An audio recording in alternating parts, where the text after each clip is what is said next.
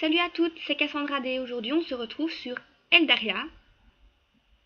Alors, Eldaria, pour faire court, c'est le même style de jeu qu'Amour Sucré, sauf que ça se passe dans un univers, disons, différent. Voilà. Alors, je vais commencer avec vous l'épisode 1. Donc, j'ai bien entendu pris un replay, vu que j'ai fait les 3 épisodes. C'est parti. J'ai toujours aimé me balader en forêt. Pour moi, c'est l'endroit le plus apaisant au monde. Je peux m'y reposer ou tout simplement me changer les idées. Et pour être tout à fait honnête, c'était de ça dont j'avais le plus besoin à ce moment-là. J'avais bientôt fini mes études, ce qui signifiait que je devrais prochainement intégrer le monde du travail, accepter de nouveaux codes, de nouvelles règles. Je dois avouer que ça m'effrayait un peu. J'allais mettre les pieds dans un nouveau monde. C'était apaisant ici. Un oiseau construisait même son nid au-dessus de ma tête, sans se soucier de ma présence. Un peu plus loin, une coccinelle se promenait sur l'une des feuilles d'un petit arbuste. Je me souviens également d'un écureuil qui remontait le long d'un arbre, sûrement effrayé par le bruit de mes pas.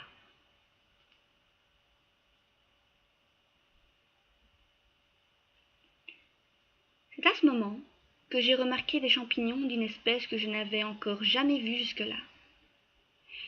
Ils étaient disposés de manière étrange. Curieuse, je me suis approchée pour regarder ça de plus près. Ils avaient poussé de telle manière qu'ils formaient un cercle parfait, et l'herbe du centre donnait l'impression d'être plus fraîche que celle sur laquelle j'avais marché jusqu'à maintenant. C'était l'endroit rêvé pour me reposer. Dès l'instant où j'ai posé le pied dans ce cercle, des lucioles sont apparues et se sont mises à virevolter autour de moi. Ça alors! Des lucioles à cette heure!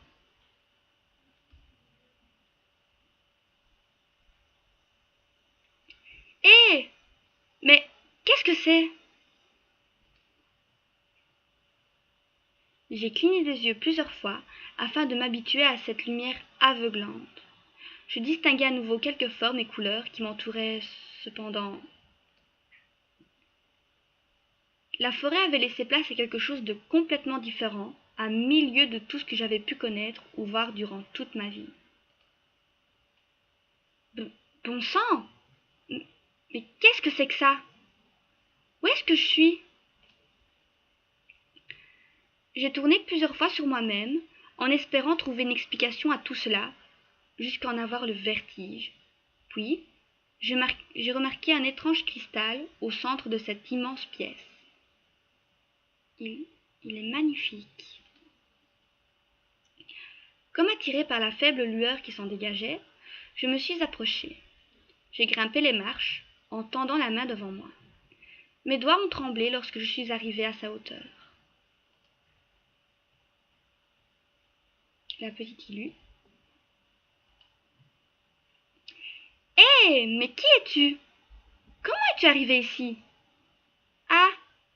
Je me suis retournée, surprise. Je t'ai posé une question. Fais-tu partie des Templiers? Des francs-maçons, peut-être? Ah, attendez. Je ne comprends rien à ce que vous racontez. Réponds. Waouh. Je rêve ou cette personne a fait jaillir du feu de cette cage? J'étais dans la forêt. Je me promenais et il y a eu une lumière et...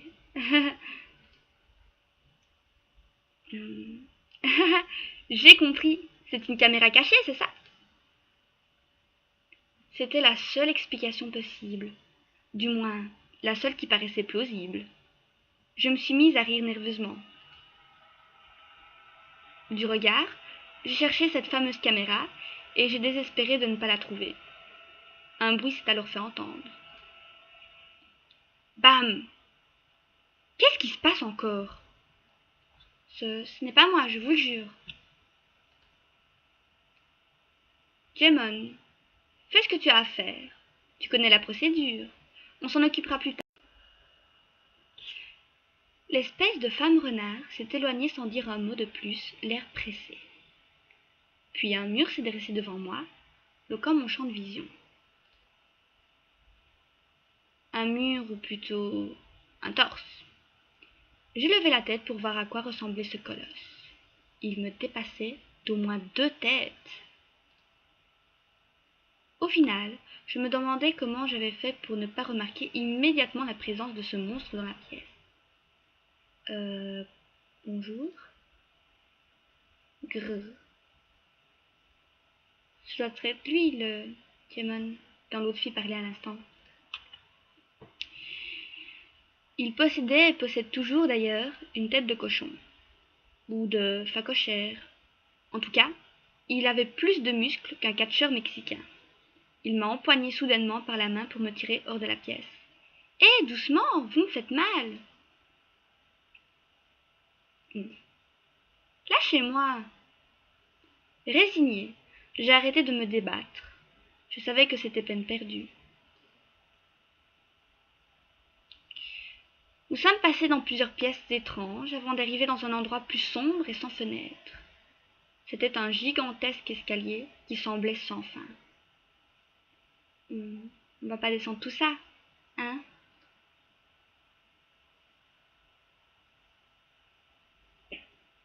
Ok, je n'ai rien dit.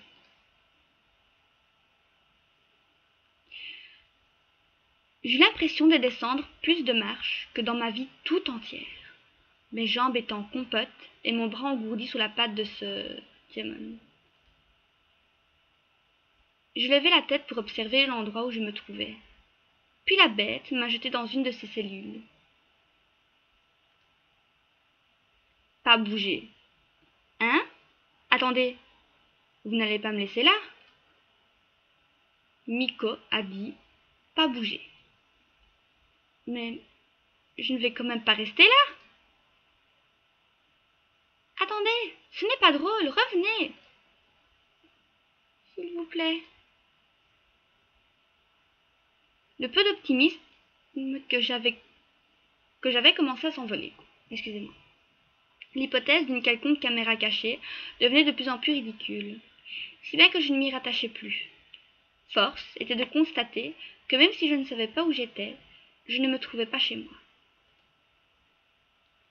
J'étais prisonnière, enfermée dans la pièce la plus lugubre qui m'avait été donnée de voir. Je ne sais pas ce que j'ai fait dans mes précédentes vies, mais ça ne devait pas être joli. Juste au moment où je me disais que ça ne pouvait pas être pire, une ombre apparut dans le point d'eau juste en face de moi. Un frisson me parcourut. Quelqu'un ou quelque chose me fixait.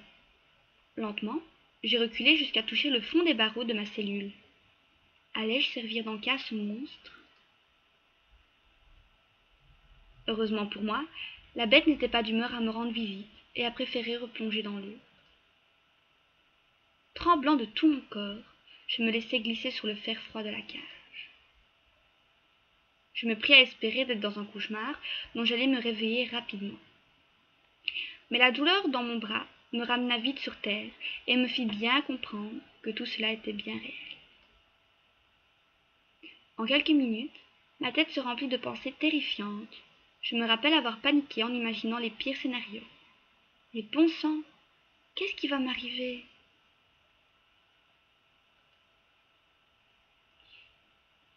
Et voilà, c'était pour l'épisode 1. On se retrouve pour l'épisode 2 dans ma prochaine vidéo. Bisous!